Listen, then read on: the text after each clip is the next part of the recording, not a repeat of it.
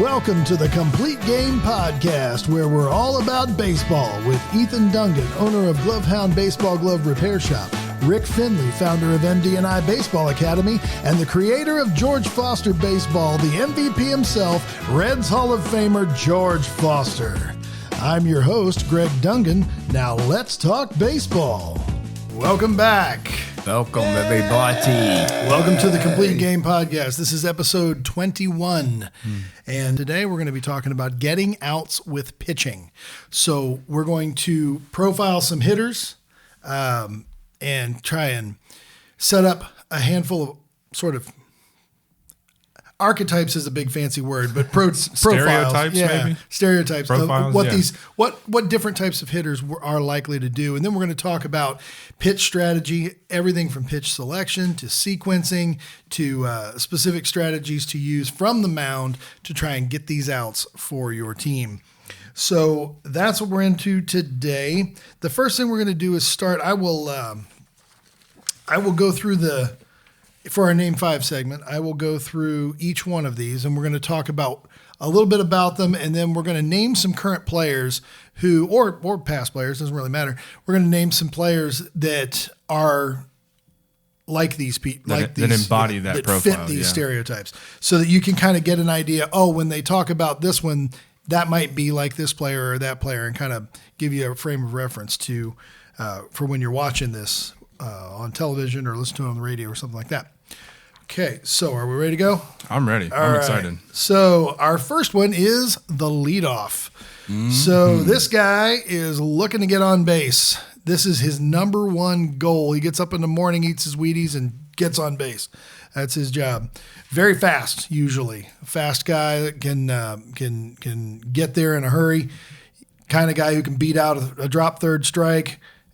Infield hits. Yeah. Guys, you got to be aware. You got to be worried even if it's on the ground. Mm-hmm. You know, they're not usually power guys.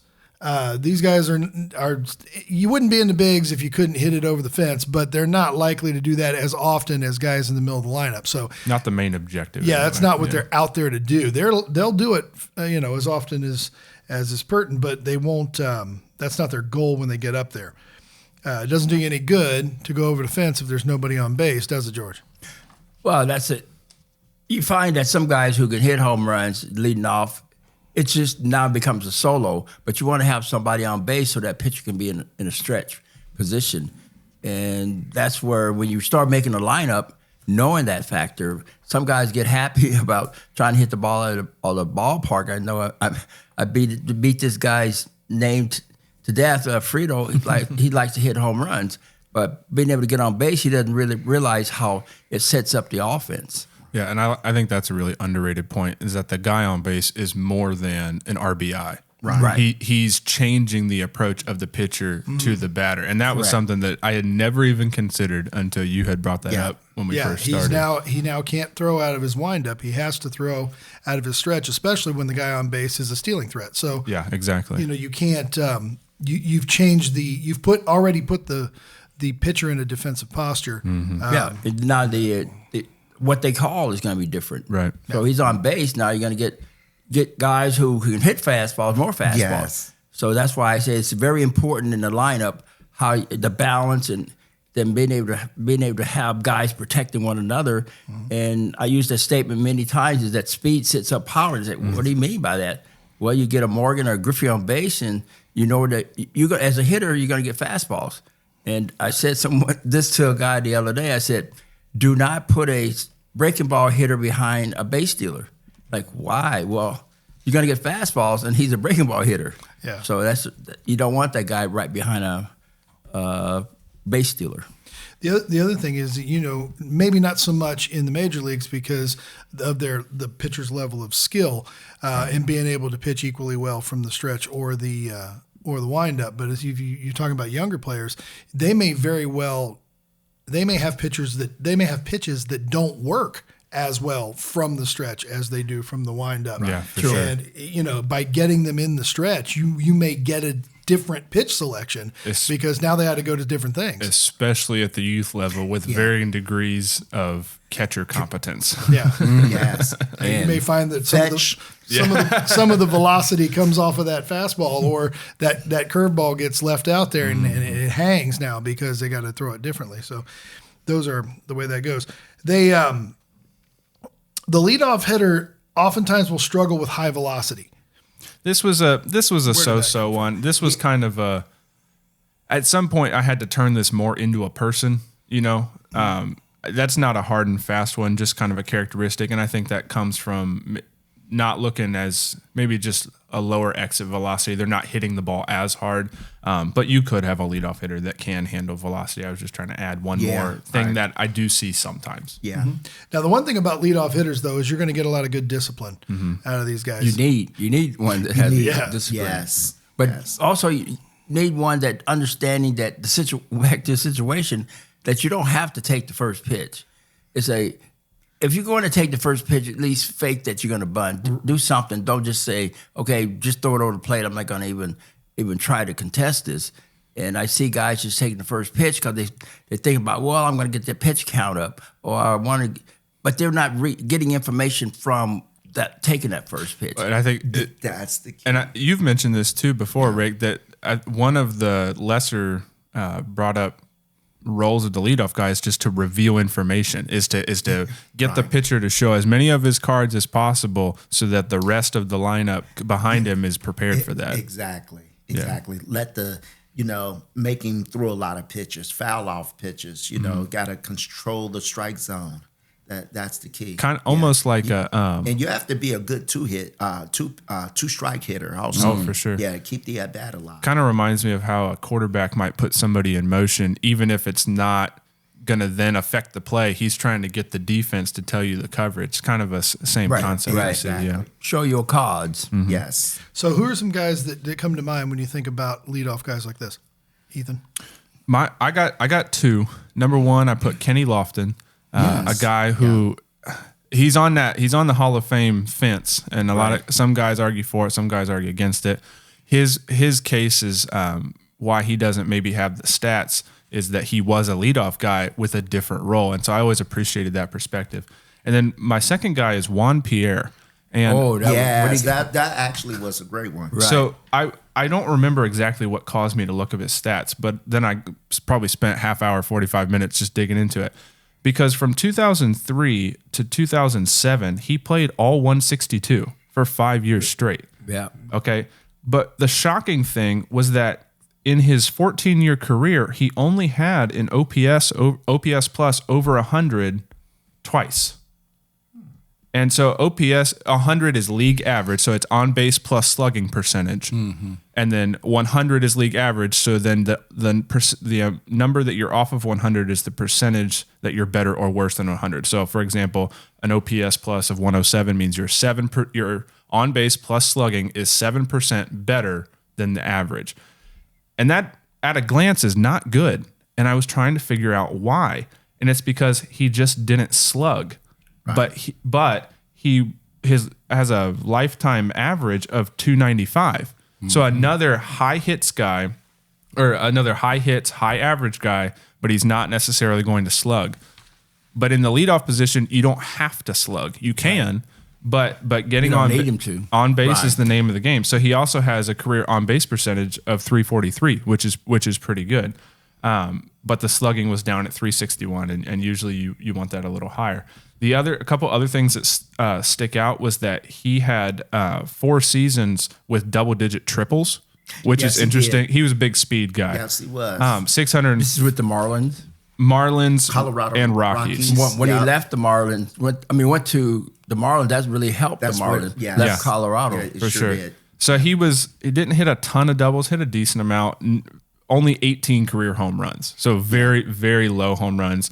He wasn't pretty low guy anyway. No, he wasn't. Pretty low RBIs too. Yeah. High stolen bases, that kind of thing. The other interesting thing is that he has 167 sacrifice hits, so sacrifice bunts, and that's something else you like to have out of a leadoff guy. So I don't know. I just thought he really embodied that role well, that doesn't get reflected in the numbers after his career, kind of thing. I love watching him play, and like I say, he was exciting when he got on the bases, and because you never know what he's going to do out there, but he created excitement and helped create great offense for the Marlins. And with the Rockies, not as much because they didn't have a good team, and you have a tendency to try to swing for home runs there. I don't know how many. Well, I guess most of those triples, like you said, with the Marlins, I was thinking that in the Colorado ball carried so well. But he started to mature more so when he went to the Marlins. And they won the World Series in 03 when he first got there. He was the key. My man, Jim Leland. Who comes to mind for you, George, when we start talking about the leadoff guys? Well, the number one, I had to go. Well, it's either Lou Brock or Ricky Henderson. Yeah. And Ricky Henderson usually the obvious one, but in Lou Brock's case, sometimes you want to go with a left-hander that he's closer to first base. Yeah. And we're talking about high velocity as far as slugging. You don't really want that guy. Sometimes you just want to make contact, and especially on the AstroTurf or a harder surface, being able to make contact and put the ball in play. So Lou Brock really stands out. Not only he at one time had the most stolen bases and had broken Maury Wilson's record. So then Ricky Henderson broke Lou Brock, but he was always a threat. Just come up to the plate is a threat. Because right away the pitchers are saying, and that's one thing a leadoff guy does not understand, that they're trying to get ahead, throw the first pitch strike. But in Lou Brock's case, you're not necessarily looking to take the ball. He's going to drive the ball because he had a high career batting average. So Lou Brock really stood out. Of course, he's a Hall of Famer. But you watch these guys, and the Cardinals always had great speed in their lineup. Yes, they did. They always drafted or traded for speed. They did. And a lot of clubs don't do that now, but it's starting to change. They're starting to change again. Yes, they are. But you go to Billy Hamilton, that guy would have been a great player if somebody there to teach him how to do it. Yes, put the ball in play. Yes. He hit the ball at one period of time. Hit the ball more in the air than Joey Votto did. Yeah. So that's not the right way you want to go. But when Billy get on base, he created havoc on the bases. Yeah, he did. Yeah. What about you, Rick? Who comes to mind for you? Well, I did like the Ricky Henderson because I kind of patterned my son's game after him. What's your son's name? Ricky. It's your name, Ricky. But I like Brett Butler. Okay. Oh, I remember Brett. There you go. When Brett Butler. went from the Braves to the Dodgers, that's what his he game took off, man. And I didn't even like Brett Butler, but when he went to the Dodgers, man, it's like, man, he led the league in stolen bases a couple times. I know he was up there all the time. Yes, he was up there all the time, man. So I like Brett Butler. He's a lefty and didn't have a lot of power, man. But he can bunt. Especially from the left side, he can drag a bunt, man. He can do a push bunt, man. He can do it all. Run, get on. He can tell you that. He'll tell you that he's gonna lay down a bunt and still beat it out. So yeah, Brett Butler. That's a name from the past. Yeah, that's a name from the past. He's a great guy. Even though you may not like him. But I know. I say going from the Braves, and with the Braves, he was indecisive what he wanted to do. Yes. He wanted to get on base, but how do I get on base? And then when you had that power lineup, it's like, I don't know, should I bunt or what? Yeah. Or going to the Dodgers, I think, opened up his game. The Dodgers, that's your mindset. The other thing I want to mention is you notice, not necessarily with Lou Brock, but you mentioned with Brett Butler, Juan Pierre, Kenny Lofton, Rick Anderson, guys that play for a lot of different teams. Yeah. Yes. I just thought about that, and I think it has to be because those guys just provide value wherever they go. Ricky Henderson, out of all of them, had the most power. Yeah. The way he was built. For sure. And that's why I kind of patterned my son's game after him, because he was built like Ricky Henderson had. Gap power. Ricky. Doubles, triples, and stuff. But he actually was probably... it's been a while now, because I think the leadoff role has kind of changed a little bit. Changed a lot, because now there's power guys that are trying to George Springer, Shohei Ohtani. Yeah, you're playing. You're get just ahead right away. You're playing the at bats game and get the best player the most at bats. And I get why you might think that, but Schwarber at leadoff that one time. I know. So yeah. Well, that's a topic for another time. Yes, For, yes. for a kid in the Midwest, That's Moneyball. for a kid in the Midwest growing up in the 80s, the late 70s and through the 80s, we all knew about Ricky Henderson, but Ricky Henderson was in the American League for so much of the time. Not the whole time, but I mean for much of the time. And so our guy that we thought of in that sort of Ricky Henderson role was Vince Coleman. Vince Coleman. Oh, Yes, that's right. Vince was. That Cardinal again. That guy was like lightning. He was. And, you know, he was always excited. I mean, I was always nervous when the Reds were playing the Cardinals. Vince Coleman comes up. You're just What like, about me? I was nervous. I didn't want him. I didn't want to him hold them to a double. Yeah. Like, I didn't want him on base. I was like, just no, because he was so fast and so good at stealing bases. And so, yeah, he was kind of the, I don't know, the National League Midwestern, you know, guy that we all knew about. But another guy who jumped around at the end of his career. And I think you see those guys jump around in the middle of the season to go to the playoff team that needs that extra. Yeah, a little bit of speed. Yeah. Willie McGee, yeah. Yeah, interesting. Yeah. Well, and then I think, I, as a Reds fan, I always think about Pete. Same with you me. He's not the typical, No. not just having the speed. didn't have no speed. But he's leading the league in doubles, so it's like he stole second. I was saying, he did the job. He's did. not the prototypical person we No. just mentioned, but yet, like so many things about Pete, is he just did the job. just Is did this what you the need? job. Fine, I'll do the job. Yes. That's what you need? Fine, I'll do He the job. filled the role. Yeah. Like the guy played more than 500 games in like 5 different positions, and I mean, I'm just whatever you need, I'll just do the job. So so that I always think about Pete when we think about leading. And talk about havoc on the base paths. I mean, Yeah. the guy who embodies that more than probably anybody. So you finished the season last year, exhausted from all the travel and the tournaments, and you tossed your gear in a bag where it's been sitting all winter. Now you're ready for another year, but your favorite glove that fits just right is an error waiting to happen. The leather's dry, the laces are brittle, and this year you're on a new team with new colors, and it sure would be cool if it matched. Well, wouldn't it be great if you had a glove guy who could help you out with that? You do. His name is Ethan, and he owns Glovehound Baseball Glove Repair Shop in Fairfield, Ohio.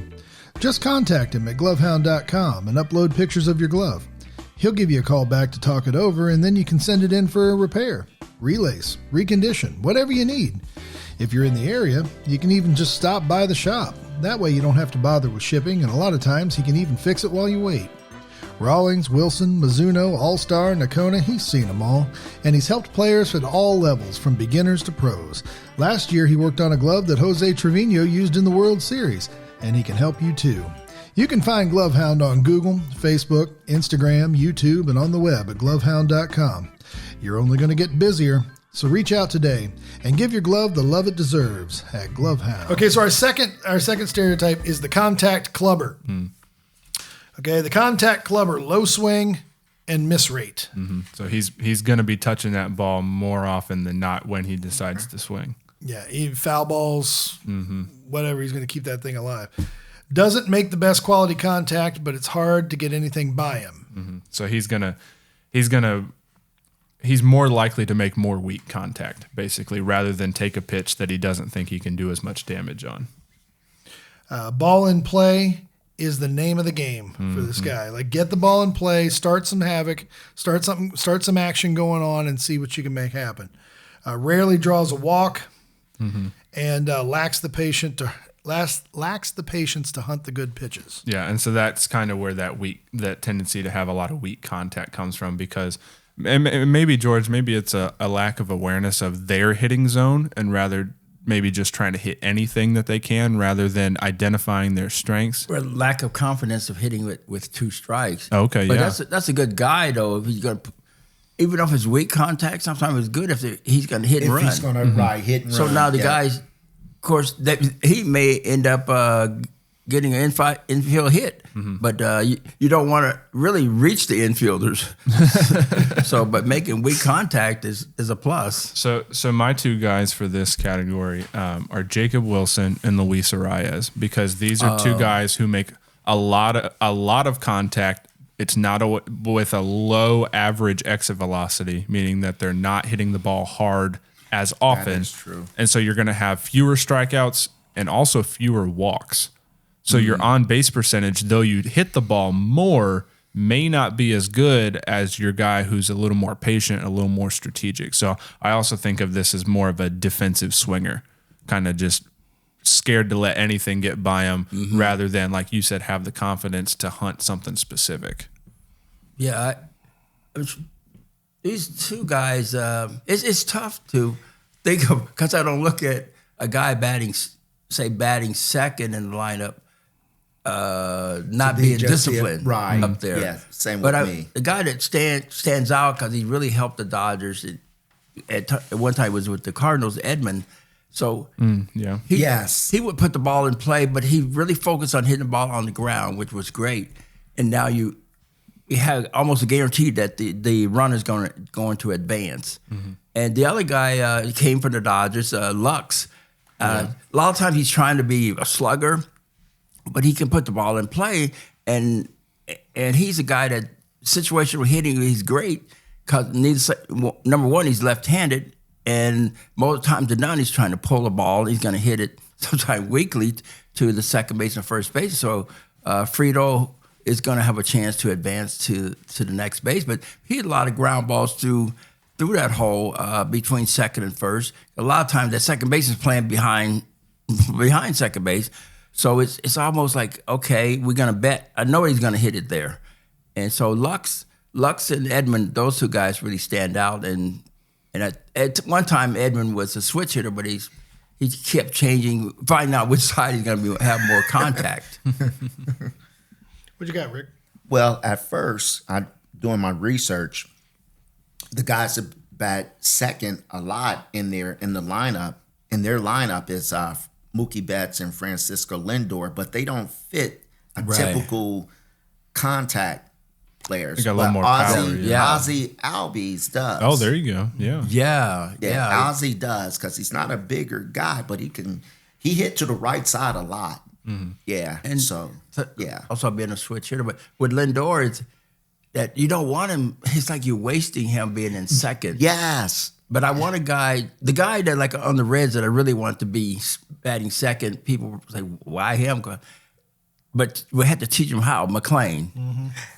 I agree with you. But they got to be able to put him in a spot that he's going to be productive. And Frito gets on base, he can bunt him over or just give himself up, hit the ball to the right side and not getting the ball in the air. And with that speed.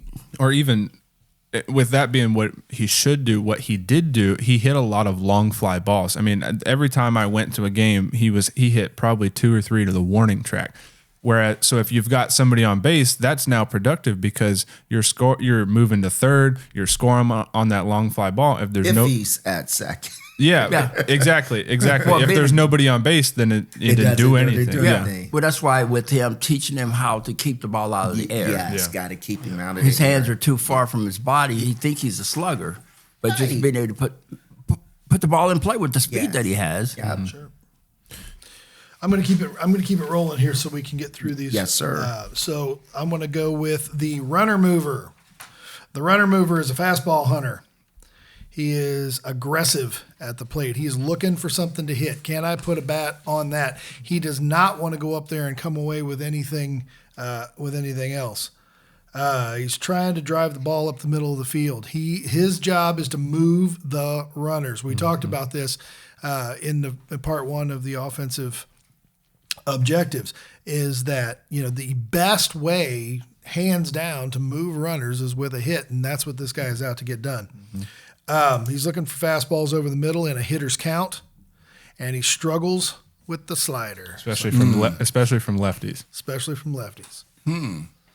So this is going back in history. This guy Tim Foley, when he went to Pittsburgh, when he was with So Omar would get on base, and either Foley would bunt the ball and get him to second, and then Omar was still third. Then the infield doesn't want to come in because Dave Parker's up. So, but they score a run that inning. So that's a big situation because I look at guys. If you can score a run earlier, it puts the other team on defense. But Foley could handle the bat well. but knowing that putting him second, so now they eliminate him getting breaking balls because you have a Parker behind you. You don't want Foley on base when Parker's coming up. If Parker hits a solo, that's fine, but hit a 2-runner. But Foley handled bat very well. I just admired how because the Pirates look to be sluggers, but they did play. They manufacture runs. That's an excellent point about the slugger who's maybe behind this guy controlling the infield depth. That's an excellent point. Who you got, Ethan? My guy, I went with Miguel Tejada because George often preaches the home run to RBI ratio, and this guy had a career of almost 1 home run to 4 RBIs. That's and great. so George looks for the That's 1 a to good 3, one. and he's got That's the good. 1 to 4. So this guy can have power, and it's more of a byproduct. His power is going to be a byproduct rather than the intention. So just and I know RBIs nowadays, they're not valued as much because they say it's a circumstantial situation, but you still have to come through when you are in that situation. So you can't ignore RBIs. Yeah, you play over 15 innings if you ignore an RBI. That's true. That's true. What you got, Rick?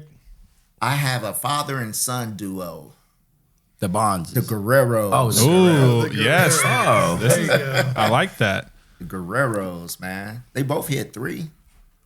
yeah. Yeah. They both hit 3. And sometimes they were the contact clubber, hitting balls that bounce on the ground and that kind of Especially thing. the senior. Especially the dad. Especially him, yeah. Yeah, that's a great example. Yes, especially Dad. But in the series that the Blue Jays just played in, man, boy, he Junior, he had a lot of RBIs, man. Yeah, always hitting the ball lot. hard. Yes, And, yeah, home I like runs, that. RBIs, doubles. Yeah, He so great. Put the ball in play hard. Yeah. he does. Yeah, Yeah.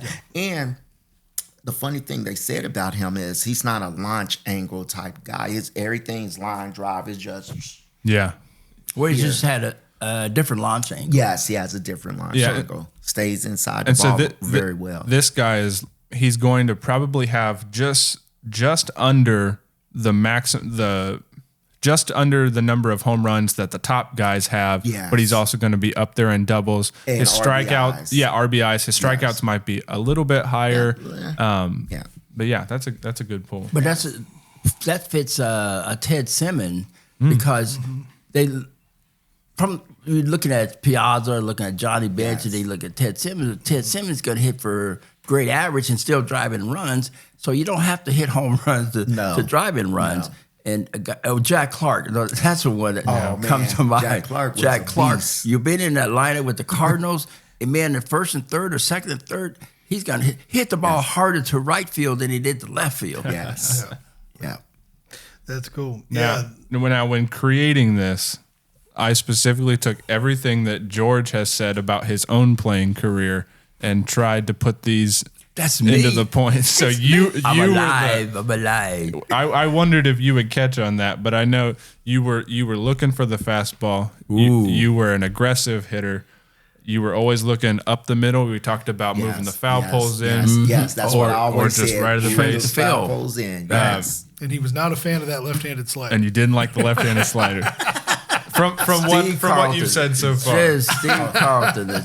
They should have he was a outlawed the beast, man. sliders. Steve Carlton. But even you've said yourself that your home runs were more of a byproduct, that you were looking to affect the situation rather than drive up your own total. That's where it should be because people are looking for too much for results. The results are really the By playing a byproduct. team game. Yeah. That's what you're saying. Yeah, but this is also- a great teammate. But Yeah. your Yes. strategy up at the plate, because Right. watching the Seattle play, Polanco, I'm glad he had redeemed himself. Yes. He's up there with men at first and third, and he strikes out. You cannot Yeah, strike you can't. out in that situation. No. But he's trying to hit a home run to be a hero by hitting a home run. But the next time up, he was more disciplined. I think that comes down to your hitting coaches too, man. Yeah. Just If you have one. Some I was just reading. Some have two. That's too many.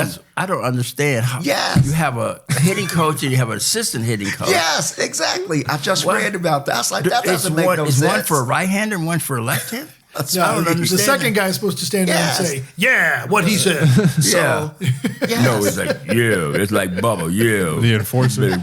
One of the fun things. So in putting this together, Ethan actually had ChatGPT work up a scouting report on using George's career stats. Wow. which have been kind This of fun. is my house. So this is what ChatGPT has to say about George Foster. It says Foster was a prototypical middle of the order run producer with plus raw power and a high impact bat from the mid 70s to the early 1980s. He combined good contact rates with elite gap pull power in his prime, producing seasons of MVP caliber production, especially 76 through 79. Over his full career, he graded well above average offensively, OPS plus of 126 and WRC plus of 126, which matches his reputation as one of the era's best right-handed sluggers. That's The what destroyer. That's what ChatGPT has to say Wow. about These guys need to pay me for that, man. I didn't took my notes. Oh, yeah. I didn't know that. Ethan is more than my podcast partner. He's my son. And like every baseball parent, my first priority was his development as a player. Every year, we'd start out with a new coach and a new team, making new promises, only to end up playing the same old tournaments with little to no practice in between. You know what I'm talking about. That's why I'm so thankful that we found MD&I Academy. I first met Coach Rick over a decade ago when Ethan was just a kid, and I'll never forget the relief I felt watching his first lesson.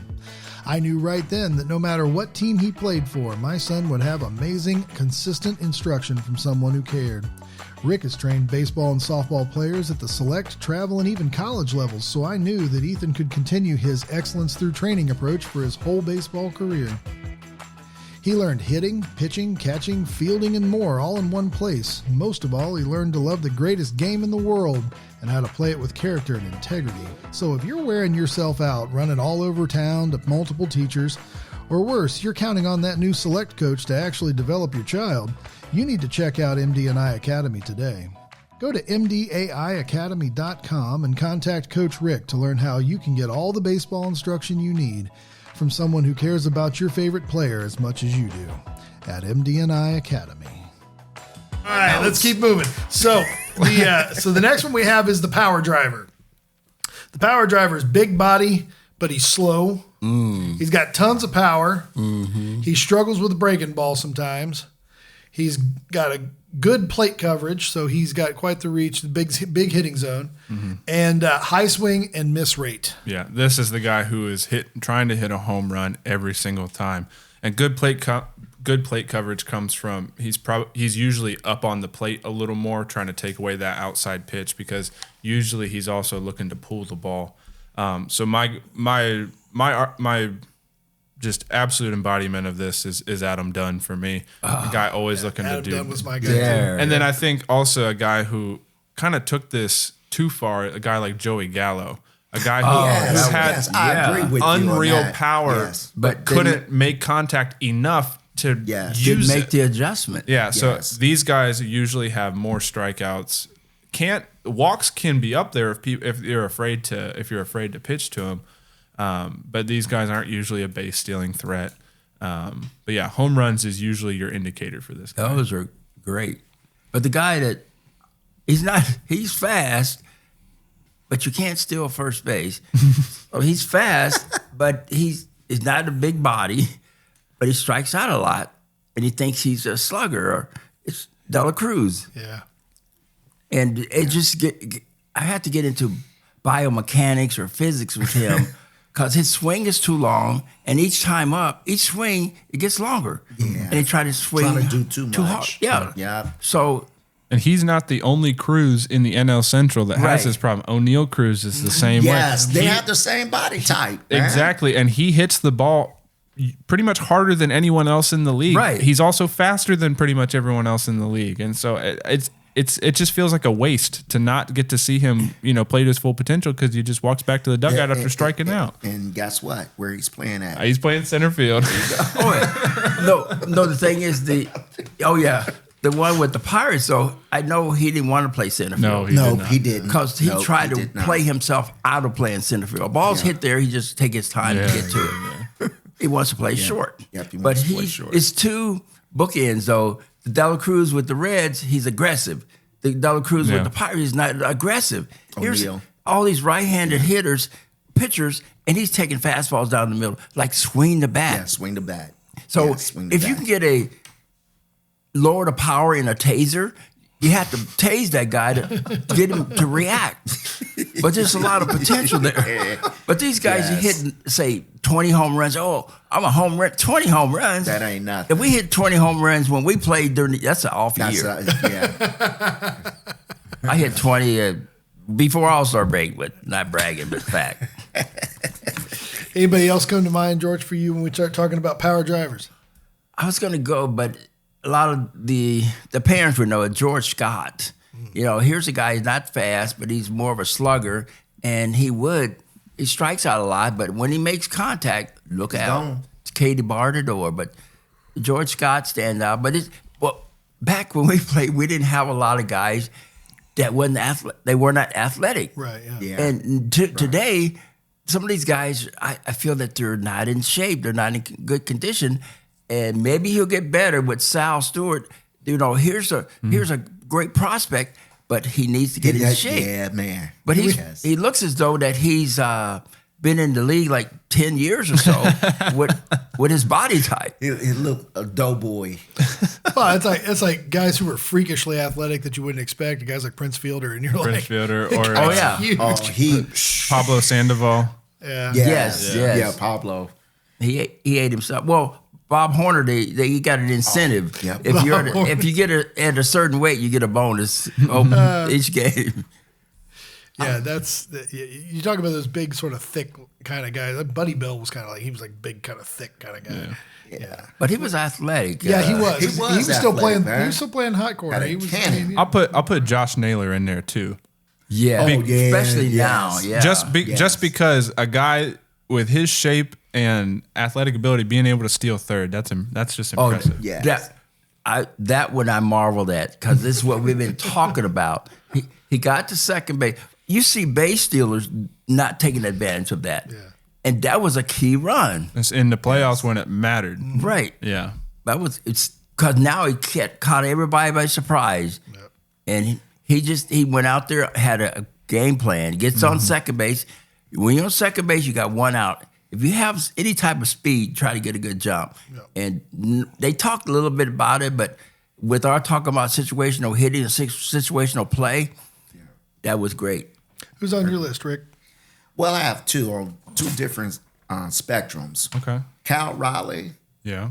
Okay. And Jose Canseco. Okay. Jose had a lot of power, pulled a lot of balls. You know. Yeah, and Cal Raleigh just dumbfounds me. The fact being a switch hitter, being able to do what he does is just unreal, and being a catcher at the same time. And be a catcher. But that guy though, he's always dangerous. Because he has an idea. He's not. A ball's outside. He's not trying to pull everything. He has put. He's got good Gedman for coverage. We had a good year one year, Gedman, but he was doing that Charlie Lau style. So he had the same swing, but they weren't throwing it in that zone. Yeah. So those are my two. Yeah, I like that. Yeah, Adam Dunn was the first person that came to my mind. Adams. Yeah, Adam Dunn. When it came to this 40. He got Yeah, those, 5 years in a row or so, 40 home runs. I also thought about, before all the performance enhancement silliness, but I also thought about Mark McGwire in this way. Yeah, me too. That was kind of his goal up there. That was kind of his thing. But that's the cool thing about Adam Dunn. You know, without being one of these steroid era guys, consistency can kind of is going to elude this guy throughout the season, being that sometimes he can be a little more streaky because he's swinging for the fence so often, and so he tends to strike out more. Adam Dunn struck out a lot, but consistency over each season, I find that interesting. It was that he was able to replicate that over and over and over. The other guy I was thinking about, and this goes along with what George just said too, which is this guy played in an era when everybody was athletic. It's just the way it was. Is Dave Parker. I was thinking Dave Parker would have given this. In that, God help you if he gets a hold of it, but then he's also just tremendously athletic for his size. Well, and that's what George's point, I think, brings up when we talked about this a lot in the home runs episode, how George was the only one to hit 50 home runs between Mays and Fielder. Because like what you're saying, that wasn't really the goal of most guys. That this player was not as common when you played, especially in the 80s. It was so contact oriented. Yeah. Right. And someone said that maybe the specialists in bullpen having more relief pitchers coming in, so you're not facing that pitcher 3 or 4 times during the game. So there were a lot of different changes. I didn't think much about it until someone said, "What was the difference in that period from 70? What it was 62 to 77? What was the big difference?" So and then even because I was the only one in the 70s and the 80s as far as hitting 50 or more home runs. Yeah. The other thing. Oh, I'm sorry. Go ahead. No, go ahead. The other thing I was thinking about was I can't really think of. You talk about a championship team back-to-back World Series. You talk about 75-76 with the Red Machine, and I don't really think of any of you guys as like a big power. I think everybody's moving runners. Yeah, it's not a go big or go Almost home, so to speak. But fast break Johnny basketball. Bench, Johnny Bench, he wasn't fast, but he was quick, and he was very disciplined up there. He knew his zone. Yeah. And I don't think, but it was a joke, one day I was caught off guard. He said, "Jordan, congratulations." I was like, "On what? You made the club." So what club? You got 100 strikeouts. Like, I mean, Johnny could seriously hurt you in the right time. But Johnny was also, he's just as likely to hit a double and move guys. And same with Tony Perez, too. Yeah. He's clutch. He's more of a runner mover, a guy who's going to have a lot of RBIs. You guys but have the a whole guy that team of guys maybe like that. really fits that profile is Lee May. Yeah. But he ended up with, we had 350, I think, home 350 or 351, because Dickie Allen, I think, had 351. But here's a guy who was a slugger. Yep. So he's going to go up there and hit his 35 or more home runs, and he's going to have his strikeouts. Yeah. But you knowing that it's going to be a hit and miss situation, but when he's hot, because like on, say if he goes out Friday night and the next day we say, how did you hit that ball? I mean, you were out late last night. He said, "Well, I look at there are 3 balls there, so I hit the middle one." All right, our last guy. Hold on. I'm sorry. I have one other person that is a power driver, but he had great plate coverage, and it says big body and slow. But at the beginning of his career, he stole a lot of bases and was a leadoff hitter until Jim Leland. He says, "I don't want to be a leadoff hitter." Barry Bonds. Yeah. Transition for sure. Yeah, transition. Yeah. So when he went to the Giants, he became more of a 3-hole hitter. Yeah. Yeah. Yeah, for sure. So Barry Bonds, I would say, power driver, hit for average, walk, have power. Good on base. Good on base because nobody wanted to pitch to him too. Yeah, that's true. All right, our last profile is the patient poker. This person is very disciplined at the plate, can hurt you on the pitch they're looking for, but only if it's exactly what they're sitting on. Has the mindset that a walk is as good as a hit, works a count every time, and has elite pitch recognition. Now, so the thing I want to keep in mind for really all 5 of these is that these are extremes on a spectrum. So really good players are going to be a mix of all of these. But the guy who I had in mind here, Gavin Lux, and then also Joey Votto. Guys with the mindset. Yeah, Joey Votto. I had Joey Votto. Yeah, Joey Votto was the first. Guys with the idea that walk is as good as a hit, and so they're a little more of a passive approach, trying to take those walks. So these guys, the average might be decent. You just can't expect. Maybe the clutch is a little lower because of what they're trying to do. On base percentage should be high. But then it's not uncommon for these guys to be able to have some power and to really do damage when they get what they're looking for. When the pitcher makes a mistake and they can really, punish them for it. Muncy for the Dodgers. Yeah. Here's a guy, he goes, number one, I want to change his stance. He's down in the crouch, so now he's at a different level than when he swings, he comes up. And then he take the first pitch fastball. He's a guess hitter, or guess batter, I would say. Yeah. But this guy, when he's hot, you know, he put together a pretty good mass of home runs. But this guy, he's been, I don't know his age, but it's like he's been around a while. A long time. I think he came from the Oakland organization. Yeah, he did. But when he gets in there, he's still a threat. And so Muncy really stands out. And as far as discipline, he's not disciplined when he gets two strikes.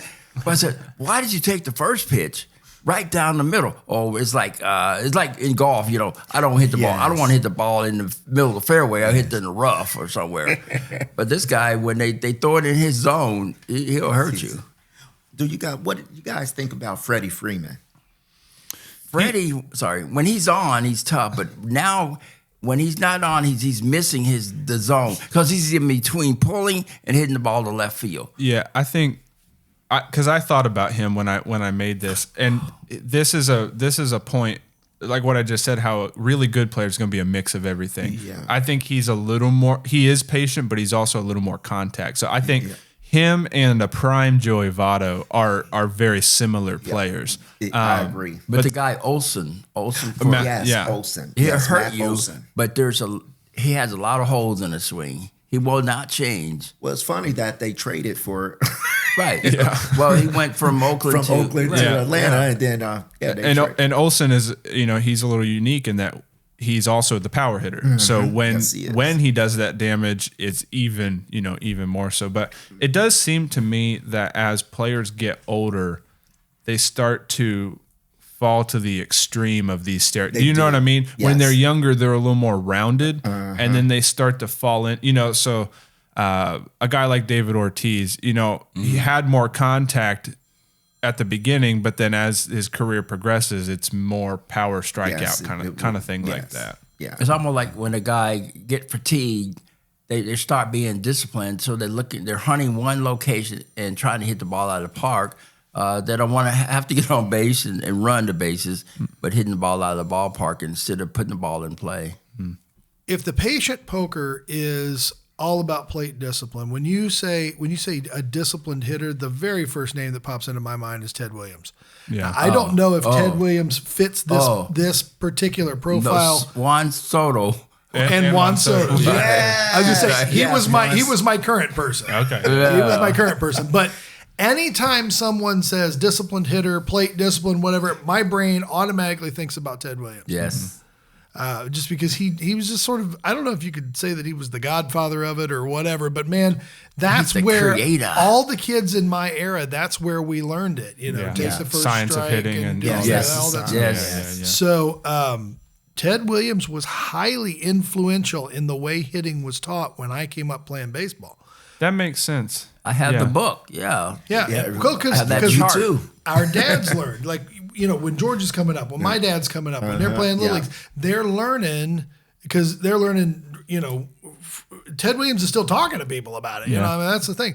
So they're learning this method, and that's why it comes down and you know, with the elbow up and the thing and I mean, it's a whole different that thing that I learned how to hit, and you looked at me like I had two heads. And it wasn't having any effect with you, and that's why when I got you to Rick, and Rick was teaching you more of the newer ways to hit, it was actually helping you a lot more than what I was saying, because what I was coming from was just a different understanding of well, and I think works. the biggest thing with Ted Williams and his philosophy. The lot, you have to be able to step over the boundaries a little bit to fit it to the player. Yes. And so that's really what Rick did. Is he look at the word discipline and flexibility. Yes. So Ted was really strict in being disciplined, but I understand that helps you to be disciplined. But finding out where you can hit, because now with kids, they too into strike zone. Yeah. But it's okay if the umpire's good. But nowadays that you got to learn to get it hitting zone. Yeah. Expand that strike zone. Yes. Well, and what was funny is my personality. It's one of the reasons why I got fussed at a lot. about, well, they would teach us how to hit this way, and then I wouldn't do it, and I get fussed at a lot because I hated to see any pitch go by. You're a rebel. I wanted to put a bat on it. If it was anywhere where I thought I could put a bat on it, I was a first pitch swinger, and it drove my dad crazy. And I had no patience You're at the a good plate. hit and run guy, though. I wanted to hit that ball, and I wasn't fast, but I had a better shot at making contact with that ball if I swung earlier. Right. Because the longer I stayed there, the more nervous I got. The more I hated having 2 strikes on me. I wanted to, especially if I had prune juice that day. I wanted to pick a hittable pitch. I wanted to pick a hittable pitch and get on it right now. Yeah. And that was one thing that always drove me crazy when you were playing, is that, you know, we would go to these things and you'd watch the team, and the kid throws the same pitch at the beginning of every single at bat. Right. I mean, even more than when you watch. They do that in the major leagues. Yes. But when you were up every single time, that fastball came down the middle, and every one of your teammates sat there and watched it go right by, and because they were like, "Well, I got to take this first strike." And I'm going, "Are you kidding me?" Comes from overthinking. Yeah, because I happened to know that the next thing he was going to do, he was going to turn and go to that breaking ball, Go to the secondary pitch, which didn't work for him, or was a little more.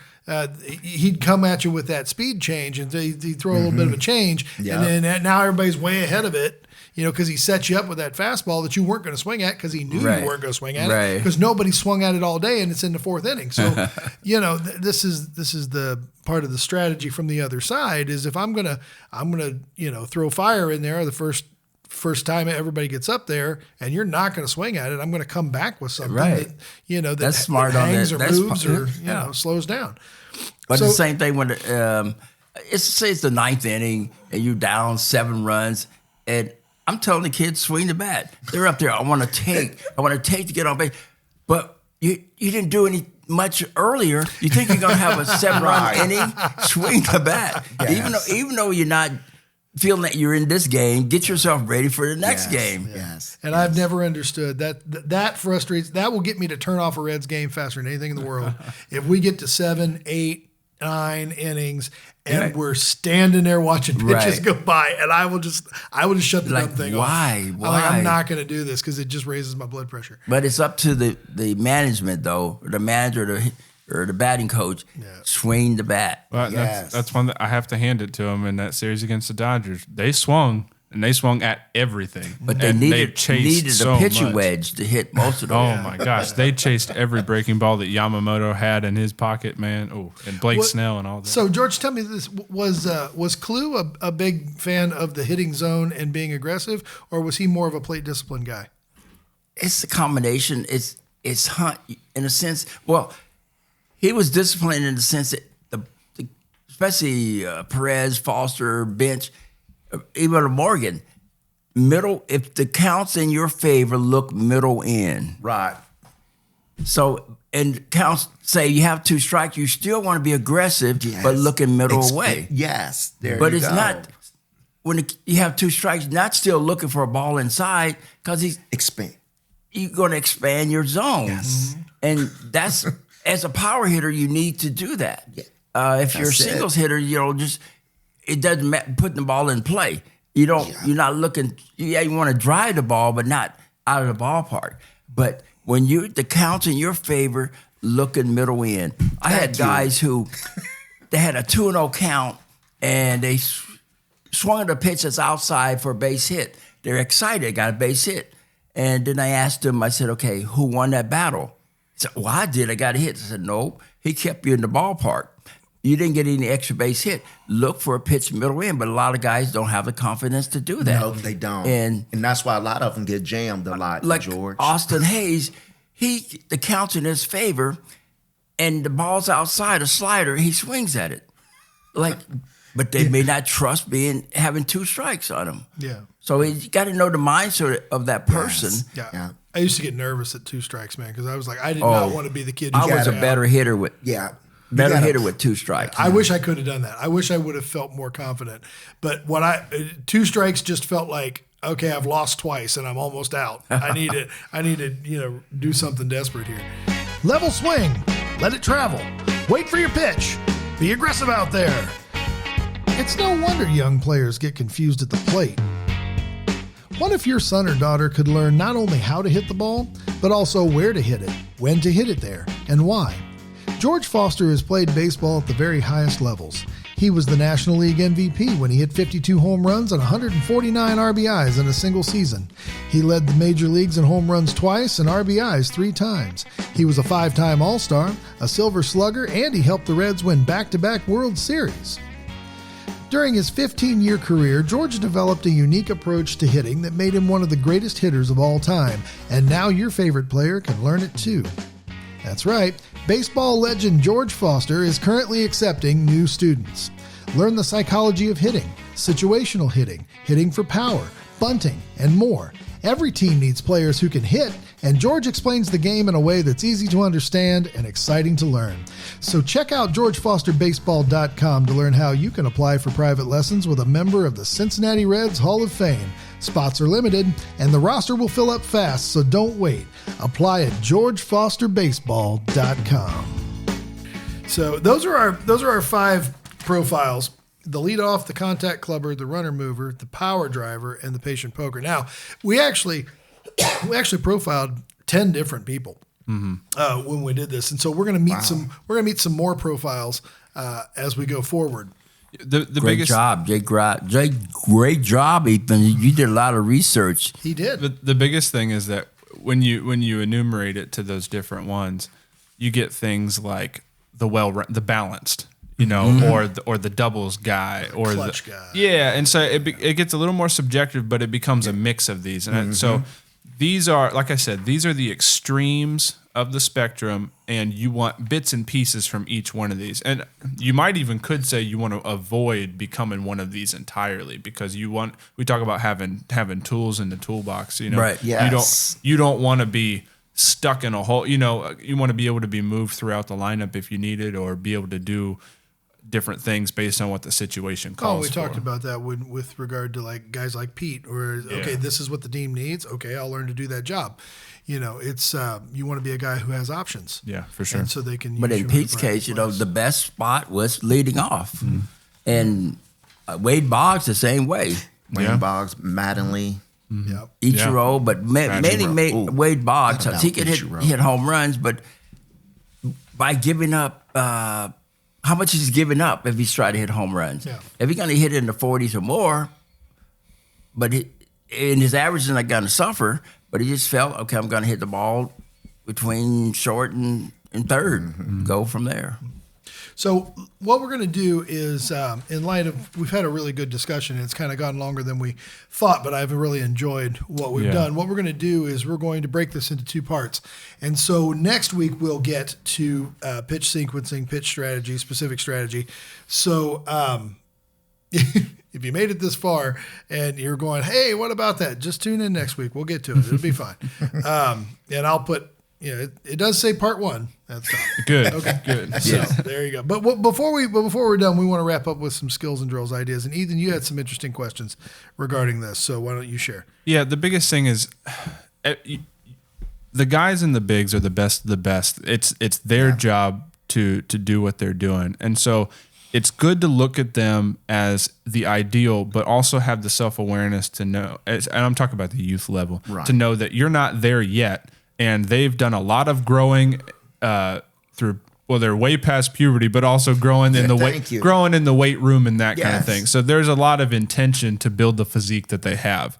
So Rick, when we look at these different archetypes, I have the question in 2 different parts. One, I'll break them up so I don't throw too much at you. Number 1, how do you use this? How does this information translate to the youth level? Should you try to fit a specific role, or should you try to remain flexible? And when should you do one or the other? That's a good question. I think being flexible, because each kid is different in how they internalize hitting and their bodies and things. But also, I think sometimes we give kids too much information. So if they're going to an instructor and then they go into and listening to their coach, and then they're listening to maybe their dad or someone like that. Right. So a lot of stuff might get internally, or if they don't do stuff on their own.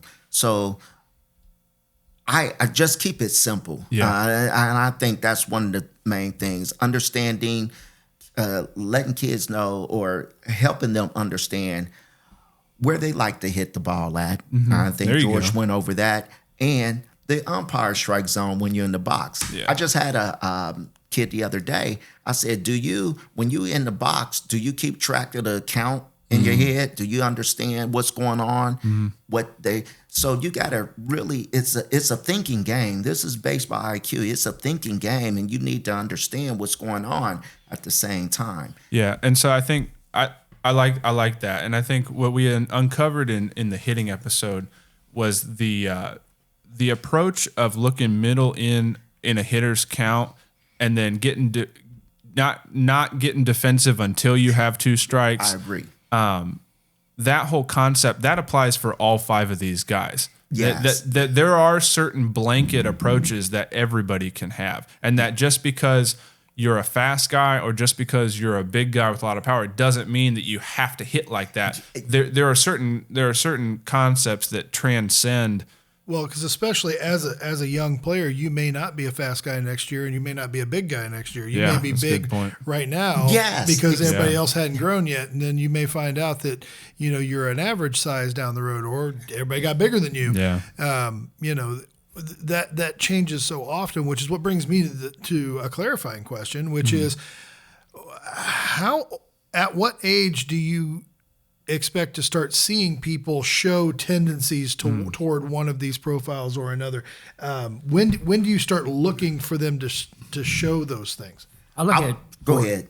round 14 Just- because now you got to decide on not only by that time you find out what type of player that guy's Yes. going to be, Yep. and then also deciding on what sport you're going to be. Yeah. You got to make decisions at that time frame. Yes. But it's like high 8 school years. and- Yeah, high school. But Yes. when you start into high school, and then the length of the bases change and Yes. things Yeah. as such. And guys who you're taller than before, you're the shortest one on the team. And then so it's a lot of adjustments that are taking place. But when you start with 8 years old younger kids, you looking at what they can do and not forcing them into a certain role. I like Yes, that. exactly. You take what you have rather than forcing them to specialize into a certain role. Yes, Yeah, I really right. like that Yeah. because for me, I was a bigger kid, and so I just assumed the mindset of the slow guy. And so I feel like I never really broke out of that. And so I didn't steal hardly any bases, and I was never going to try to bunt.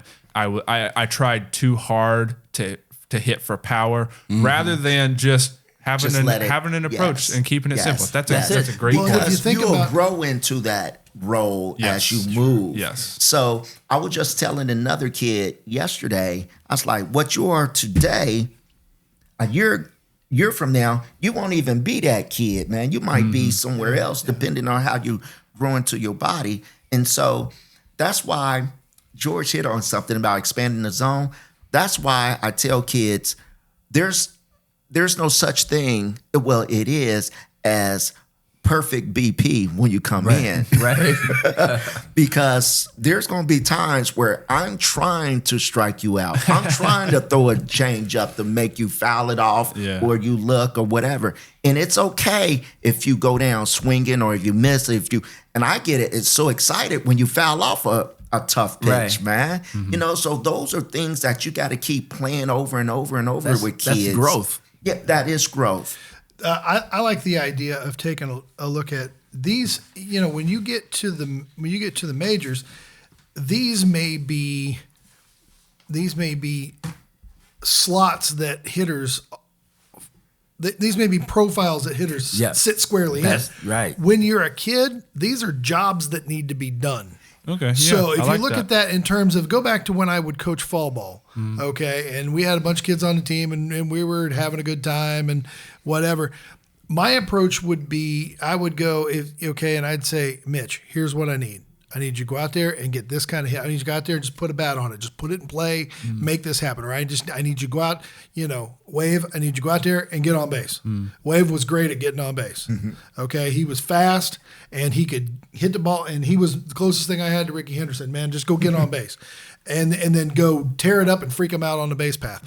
So, thinking about what I may need in this situation may be different than what we need in another game in this situation, and trying to teach the kids to do these kinds of things as different jobs that need to be done. This is a great profile for coaches when they're scouting kids, and then also teaching them. Yeah. Because the kids may not understand a lot, and then they may get a complex. You're like, well, they said I was slow and things as such, so they lose that confidence. Yeah, so I look at it as, I don't necessarily want a kid to think, okay, I'm a contact clubber, but I want to be able to say, okay, you're coming up in the game, you're coming up in the lineup. Here's what I need you to do. I need you to go out and do this job, and it could change. Yeah. So if you have like we said, like 10 different profiles, okay, how do I get to 5? This is the things that you need to do to get there. And you look at, if you're in a tournament, you're in pool play, you're that particular weekend, you got a kid who's just, normally he's a contact clubber, but now he just has a thing going where he's moving runners. He seems to be seeing the ball well, and he's on when we got runners on base. Or the opposite is your aggressive guy, for whatever reason, just has his bat on the shoulder. And then you got to adjust. Yeah, and so you got to move your lineup around. Yeah. And you may have to say, okay, I need you to do this job now. Yeah. And I'm not necessarily telling them these profiles. I'm not necessarily telling them, naming it, going, I need you to be this guy. What I'm saying is, I need you to move here in the lineup and do this job now. Yeah, there you go. Or the thinking. Yeah. So now the guy that was aggressive before is not as aggressive. So you put a hit and run on, encouraging him to swing the bat. I like that. A lot of times they don't want to swing the bat because now it's like, if I miss it, it's on me. But now at least I'm aggressive. I want you to be aggressive because you don't understand that even though you're swinging the bat and you miss, it keeps the catcher back. Sure. Yes. Because I had one play, it resonated from that day to now. I knew that it was a tie ball game, and we weren't really the team they looked to win. So I had my catcher at first base, there were no outs. And the guy who's up, he had the tendency to take the first pitch. So they knew that. So I said, okay, first pitch, hit and run. And my catcher got thrown out by a small margin, but if the guy would have swung the bat, we would have had first and third. But then did that saying, my bad, I go, or somebody like the umpire apologized to Sanchez, it was a strike, I'm sorry I called the ball on you. Well, how can I, benefit from it now?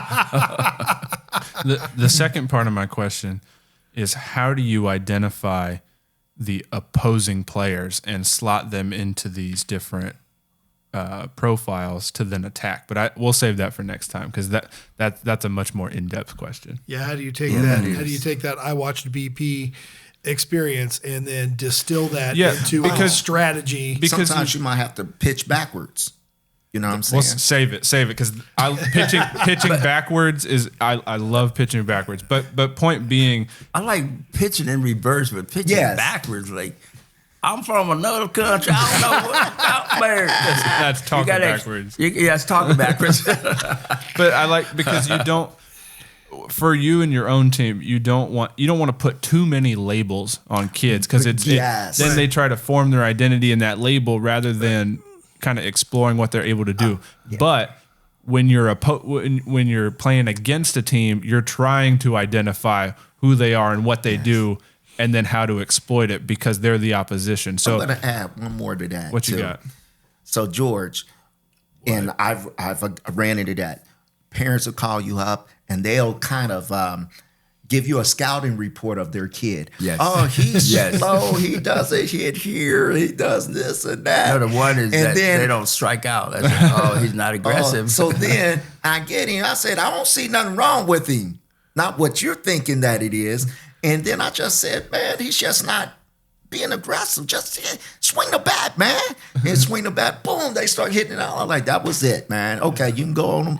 The other thing is, if you're coaching little kids, let's say you're coaching 7, 8-year-olds, 9-year-olds, man, there's nothing wrong with before the game. Okay, everybody sit down. I'm going to give you the lineup today. Okay, so Joey, you're up first. Now, what I need for you today, you're the leadoff guy. That means I need you to do this. Okay, now you're coming behind them. I need you to and you're teaching them sort of what the jobs are by where they are in the lineup. They may be in a different spot in the lineup in the next game. Whatever. They want to know why. Yeah. Yeah. But, so, and it could be, it's 7, 8, 9-year-old. It isn't because they didn't do a good job in that last week. It's because, we're just moving. Work on a different skill. Yeah. So, but the idea is that when you set the lineup, rather than say, here's a card, here's a lineup, everybody read your name. All right. And we're off to something else. Tell them why they're first. Tell them why they're hitting in the 3-hole. Tell them why they're hitting, unless there just really isn't any reason, you just put them on there. But it's still, at the same time, tell them what the person in that slot in the lineup should be thinking about. We only have 9 players. Had to put you somewhere. But I mean, use that opportunity when you're coaching little kids to start teaching them about making lineups and what lineups. But that's the key to a coach, being able to teach these kids and finding out, like, the bottom line is finding a position they can be in to help them to be successful. Yeah, Yes. I like that. I'll guarantee there were